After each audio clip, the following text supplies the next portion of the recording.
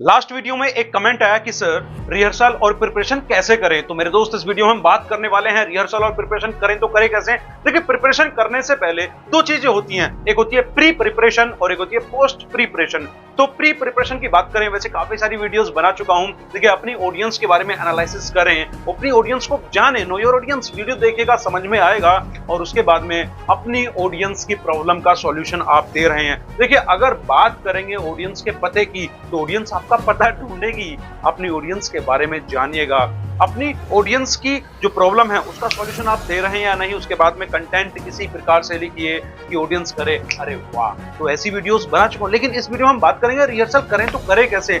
अब रिहर्सल जब आप कर रहे हैं तो सबसे पहला पॉइंट आता है, देखिए जो भी आपने कंटेंट लिखा है, स्पीच लिखी है, तो पहला आता है वर्बल, कि आप उसे बोलें। अच्छा, कितनी बार बोलना है, कैसे बोलना है, तो मिनिमम 3 टाइम्स। 3 टाइम्स क्यों? देखिए, आपने ऑडियंस को रिसर्च करने के बाद में अपनी स्पीच प्रिपेयर कर ली है। अब उसके बाद में करना है क्या, देखिए एक बार गो थ्रू करेंगे ऐसे ही नॉर्मली, तो चीजें समझ में आएंगी कि यहाँ से मिसिंग है, यहाँ से क्या चीज हो रही है।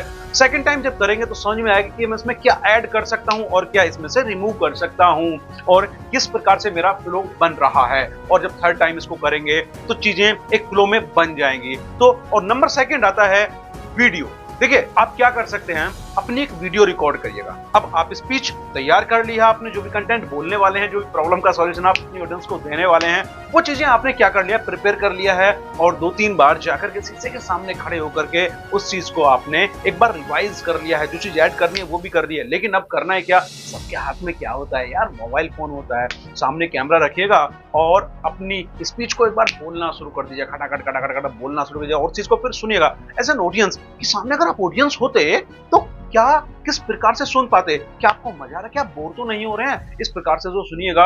और बोलते हुए देखिए, उस टाइम आपने नॉर्मली रिवाइज किया था, लेकिन अभी बोलते हुए कहां पर चीजें अटक रहे हैं, क्या फ्लो सही नहीं बन रहा है, इस चीज को आप सुनिएगा कि आपके वर्ड्स कैसे हैं। और अब रिकॉर्डिंग करने के बाद में देखिएगा कि एरियाज क्या है इंप्रूवमेंट के, वहां पर कीजिएगा इंप्रूवमेंट। नंबर थर्ड आता है नॉन वर्बल। मतलब अब देखिए, कहते भी हैं कि भैया बोलने से ज्यादा इंपॉर्टेंट होता है कि आप चीजों को कैसे बोल रहे हैं। ऐसा होता भी है। देखिए, आपके वर्ड्स क्या हैं, लेकिन आप किस तरीके से बोल रहे हैं, आप किस लहजे से बोल रहे हैं, आपकी बॉडी लैंग्वेज क्या है, इन चीजों का बहुत फर्क पड़ता है। जैसे सपोज कहीं पर डेथ हो गई है और आप बात कर रहे हैं बड़े हंस हंस के, तो बॉडी लैंग्वेज एकदम नेगेटिव वे में जा रहा है ना। यदि कहीं खुशी का माहौल है और आप दुख होकर के बात कर रहे हैं, दुखी होकर के बात कर रहे हैं, तो बहुत चीजें चेंज हो जाती हैं। तो जब आप स्टेज पर हैं, आपकी बॉडी लैंग्वेज क्या है, आपके हैंड्स कहां पर मूव कर रहे हैं, और तो और आपका जो आई कांटेक्ट है वो आपकी ऑडियंस के साथ में कैसा है। देखिए, कैसा लगेगा अगर मैं इस प्रकार से बात करूं, यहां पर खड़े होकर इधर देख रहा हूं और अब बात कर रहा हूं कि देखिए मैं रिहर्सल और प्रिपरेशन के बारे में बताने जा रहा हूं आपको, तो अजीब सा लग रहा है ना। तो आपका आई कांटेक्ट ऑडियंस के साथ में किस प्रकार से होना चाहिए, इस चीज की भी प्रिपरेशन जरूर कीजिएगा। तो क्योंकि यही बहुत बड़ा इंपैक्ट डालता है। तो कहते भी हैं कि आपकी जो बॉडी लैंग्वेज है वो 90% से ज्यादा इफेक्ट डालती है आपके वर्ड्स से ज्यादा, क्योंकि वर्ड्स केवल 10% है यार, body language 90%। Oh my God. तो इसलिए क्यों ना बॉडी लैंग्वेज पर ध्यान रखा जाए। इसको इंप्रूव करने के लिए मैं आपको एक एक्सरसाइज बताता हूं। एक एक्सरसाइज है, एक्सरसाइज का नाम है हैप्पी एंड सैड एक्सरसाइज। देखिए, जो आप स्पीच बोल रहे हैं, जो भी कंटेंट है, एक बार सेम उसे इस एक्सप्रेशंस के साथ में बोलिएगा कि आप सैड हैं, यानी कि सैड चेहरे के साथ में बोलिएगा उस चीज को, पूरी स्पीच को सैड तरीके से बोलिएगा। उसके बाद में सेम स्पीच को, सेम चीज को आप एकदम खुश तरीके से बोलिएगा, जो आपका चेहरा है ना एकदम खुशी के साथ में हो, इस प्रकार से बोलिएगा। तो जो इमोशंस है ना वो थोड़ा कंट्रोल कर पाएंगे आप, जो एक्सप्रेशंस हैं, फेशियल एक्सप्रेशंस हैं, वो चीज दे पाएंगे इस एक्सरसाइज से। क्या नाम है इस एक्सरसाइज का? Happy and sad exercise. Fourth number आता है मैसेज कन्वेड। जो आपकी ऑडियंस सामने बैठी है, आपको करना है मैसेज कन्वे। देखिए, मैं लास्ट टाइम भी बता चुका हूं कि भैया कॉल टू एक्शन नहीं देंगे तो क्या करेंगे। देखिए, आप जाकर के बोल रहे हैं, सारी चीजें आपने बता दी हैं, लेकिन ऑडियंस को मैसेज ही नहीं मिल पाया कि यार करना क्या है। एक बंदे ने बहुत अच्छा बोला यार, बहुत मस्त लगा, अच्छा था, ठीक था, लेकिन मैसेज ही नहीं मिल पाया, तो क्या फायदा। तो आप मैसेज क्या दे रहे हैं, इसकी तो स्पेशल तरीके से एकदम प्रैक्टिस अलग तरीके से करनी चाहिए।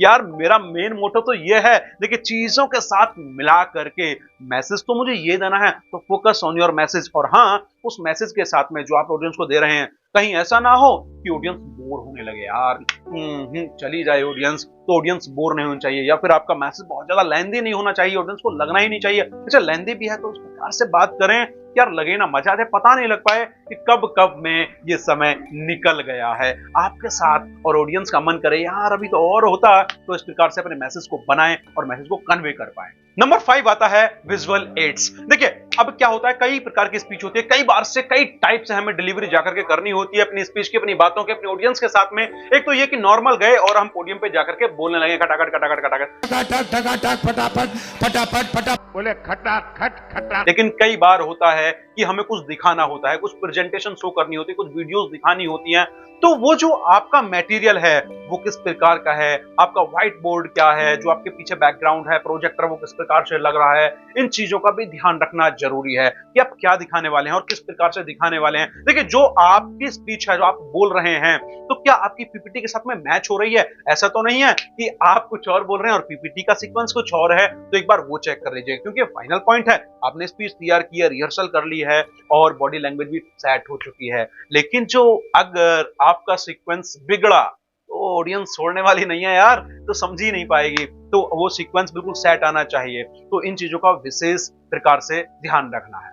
और अब पांचों पॉइंट हो चुके हैं, यानी कि आपकी जो वीडियो, ऑडियो या जो आप पीपीटी बनाने वाले हैं उसका सीक्वेंस, उसका रिहर्सल कर चुके हैं, तो अब क्या करना है, फील द कंटेंट। जो कंटेंट है उसे पूरी फील के साथ में बोलिएगा, क्योंकि अगर फील के साथ में बोलेंगे बात दिल से निकल कर जाएगी, और मैं कहता हूं कि दिल की बात पहुंचती है दिल तक और कोई भूल ही नहीं पाता है। तो बात एकदम फीलिंग के साथ में निकलनी चाहिए, फील करते हुए कंटेंट को बोलिएगा।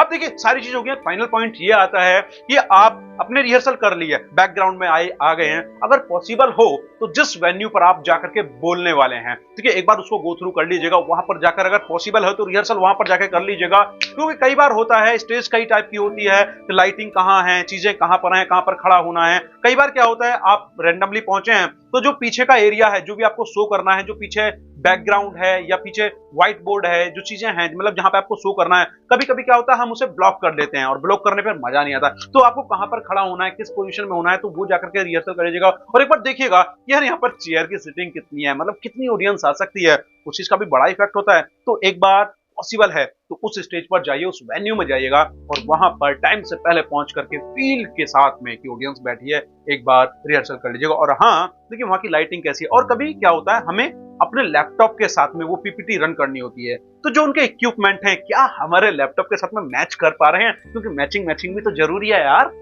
लोग जाते हैं जोड़ियां ढूंढने और भी मैचिंग ढूंढते हैं कि यार मेरे काम के, तो आपको तो क्या करना है, तो क्या करना है उस लैपटॉप की जो उनके साथ में इक्विपमेंट्स हैं क्या मैच कर पा रहे हैं। क्योंकि कई बार अगर आप अचानक से गए और इक्विपमेंट का पता नहीं है, नहीं हो पाया मैच, तो गड़बड़ हो जाती है। कभी कभी ऐसा भी हो जाता है कि ये चीजें करनी पड़ेंगी, वो करनी पड़ेंगी, तो वो चीजें पहले से ही सेट कर लें।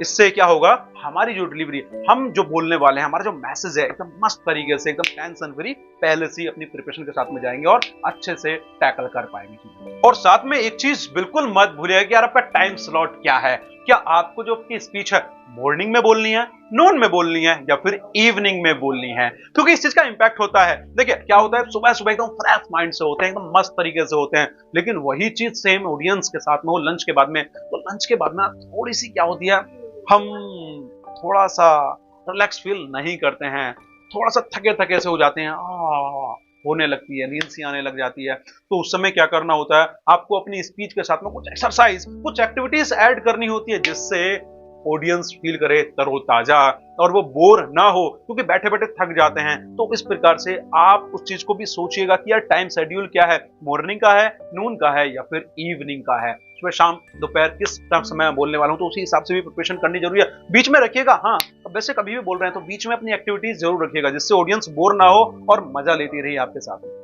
अब ये चीजें हो गई है, रिहर्सल हो चुकी है, लेकिन फाइनल एक मन में डर होता है, यार फोबिया होता है, स्टेज पर जाऊंगा कहीं मैं अपनी स्पीच को भूल गया तो क्या होगा। तो देखिए ऐसा बिल्कुल मत सोचिएगा, भी पॉजिटिव रहेगा। और कभी कभी क्या होता है हम अपनी स्पीच को वर्ड टू वर्ड ट्राई करते हैं, टक टक टक टक टक जो मैंने लिखा है वही बोलूंगा, यार रोबोट थोड़ी हो आप, इंसान हो मेरे दोस्त।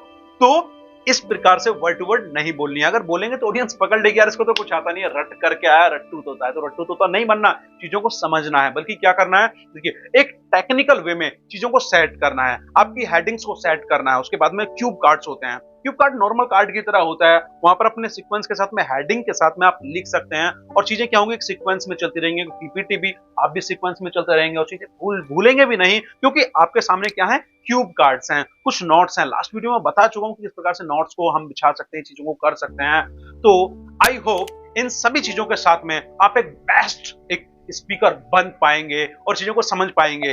आपकी ऑडियंस कैसे रिसर्च करनी है, कैसे एनालिसिस करना है, वीडियोस देखी हैं आपने, और रिहर्सल कैसे करनी है। अगर इस प्रकार से रिहर्सल करेंगे मेरे दोस्त तो मजा आ जाएगा यार। और पूरी फील के साथ में बोलना, ये बात बिल्कुल मत भूलिएगा। वीडियो अच्छी लगी, वीडियो को लाइक करने के बाद में हमारा उत्साह बढ़ाएगा और दोस्तों के साथ जरूर शेयर कीजिएगा। और जैसे इस वीडियो के लिए आपने क्वेश्चन पूछा लास्ट वीडियो में कमेंट में, ऐसे ही कमेंट करते रहिएगा। मैं ऐसी वीडियोस बनाता रहूंगा। और इस चैनल को सब्सक्राइब करने के लिए आप सभी का हृदय की गहराई से बहुत बहुत धन्यवाद।